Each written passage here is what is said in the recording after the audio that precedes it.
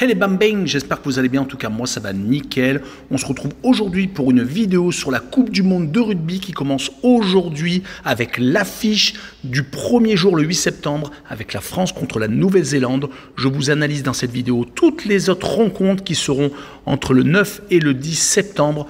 Mais avant, n'hésitez pas à venir nous rejoindre sur le site VIP qui est en fonction, qui vient d'être remis à jour. Donc n'hésitez pas à venir nous rejoindre et surtout abonnez-vous. On est au-delà des 14 300 et on est en train de tutoyer les 14 400. C'est assez exceptionnel. Le petit pronostic, le pouce qui va bien et les critiques positives ou négatives, ça fait avancer.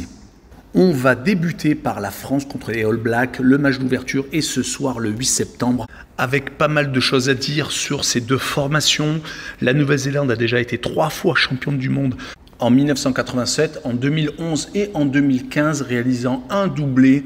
La France a été 3 fois finaliste en 87 et en 2011, à chaque fois contre la Nouvelle-Zélande et contre l'Australie en 1999. On notera également une statistique assez hallucinante. Les All Blacks n'ont jamais perdu un match de poule en Coupe du Monde.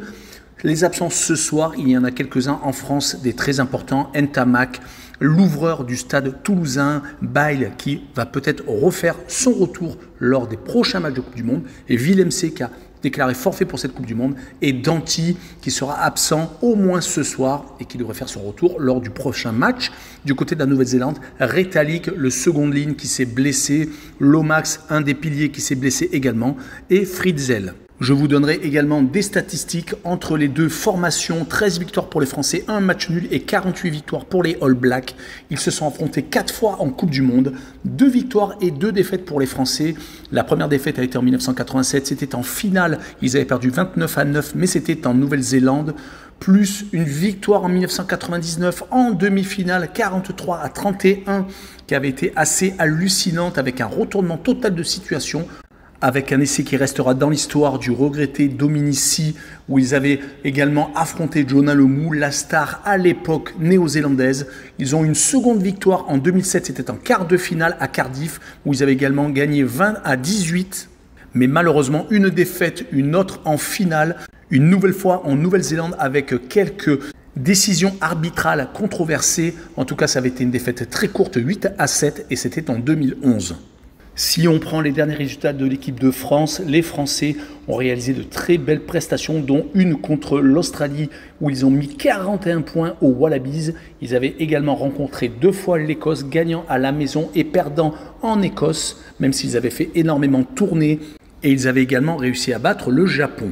Du côté de la Nouvelle-Zélande, le Fort Nation a eu lieu où ils l'ont une fois de plus remporté, réalisant de très gros coups, battant l'Afrique du Sud, également l'Australie et l'Argentine. Mais lors du dernier match de préparation, ils ont été atomisés par l'Afrique du Sud, montrant peut-être quelques limites que la France va essayer d'exploiter sur cette rencontre. Je verrai la France gagner avec une cote à 1,91. Je vous la mets entre parenthèses car c'est vraiment du fun. Il faut peut-être plus miser sur la cote sécurisée avec le plus de 48,5 points, une cote à 1,80.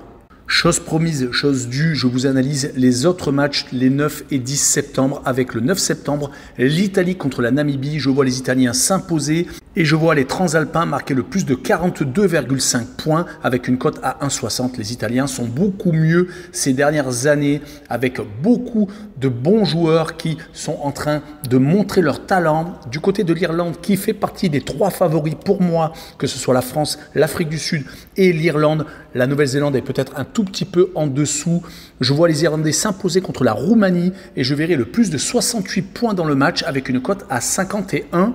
Également l'Australie contre la Géorgie. Les Australiens pour moi vont s'imposer assez facilement. Et je vois les Australiens avec un handicap de moins 20 points. Donc ils partent pour le début du match avec un handicap donc de 20 points. Et il faudrait donc qu'ils gagnent avec 21 points d'avance, avec une cote à 1,71 et on finit par l'Angleterre contre l'Argentine. Je vois les Anglais vraiment très mal ces derniers temps qui perdent quasiment toutes leurs rencontres contre les grosses nations, bien entendu. Je les vois perdre contre l'Argentine et je verrai l'Argentine marquer le plus de 22,5 points sur le match. Une cote très intéressante à 2. Et on finit avec le 10 septembre, le Japon contre le Chili. Les Japonais sont, à mon avis, légèrement au-dessus des Chiliens, avec beaucoup de beaux jeux, avec bien entendu des joueurs japonais qui ne sont pas obligatoirement tous nés au Japon. Je vois donc les Japonais gagner et le plus de 48,5 points sur le match, une cote à 1,50. L'Afrique du Sud contre l'Écosse. L'Afrique du Sud a fait une grosse démonstration contre la Nouvelle-Zélande lors du dernier match de préparation. Je les vois donc gagner. L'Écosse n'est pas ridicule, mais je préfère mettre l'Afrique du Sud avec le plus de 28,5 points sur le match et une cote quand même à 1,90. On finit avec le dernier match de cette vidéo, le Pays de Galles contre les Fidji. Les Fidji ont montré vraiment quelque chose d'extraordinaire à Wembley, gagnant pour la première fois de leur histoire dans l'antre anglaise, avec le Pays de Galles qui est peut-être un petit peu en dessous ces derniers temps. Je vois, pour sécuriser la rencontre, le plus de 43,5 points avec les artistes fidjiens et une cote à 1,61. Voilà, on en a fini avec cette vidéo. N'hésitez pas à venir nous rejoindre. Tchou les bambing!